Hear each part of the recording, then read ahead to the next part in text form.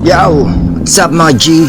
Ito ang Gravity Race page. Ngayon, pagtatagpuin natin ang Honda Civic Type R ng Hot Wheels at ang Honda Civic Type R ng Tomica.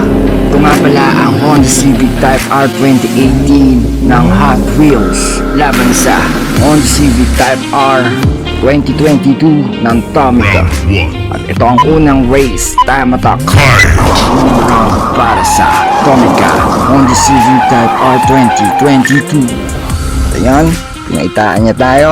Nagtapos siya sa oras na 5 and 10 milliseconds patras. Ang lakas. Kaya yung talunin to ng Honda Civic Type R 2018. Tingnan natin.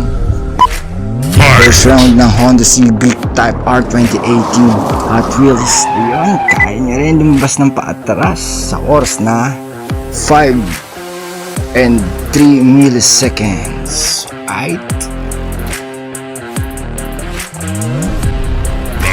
Punta na tayo sa head-to-head fight. Ito na ang second round. Nanalo nga pala sa unang round ang Honda Civic Type R 2018. At ayun, nanalo ang Tomica Honda Civic Type R 2022 sa oras na 5 seconds.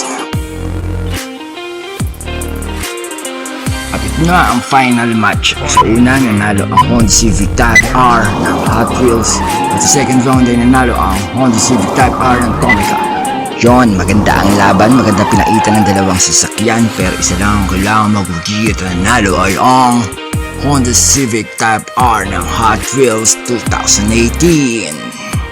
Ito po'y walang kinalaman sa totoong buhay at ang mga labanan ng mga Hot Wheels at Tomica. Ito po'y nakadepende lang sa aking paglalaro at sa pagbagsak ng kotse. Dito po ang Gravity Race page by OG Desire. Please like, share, and subscribe. Peace and I'm out. Well done.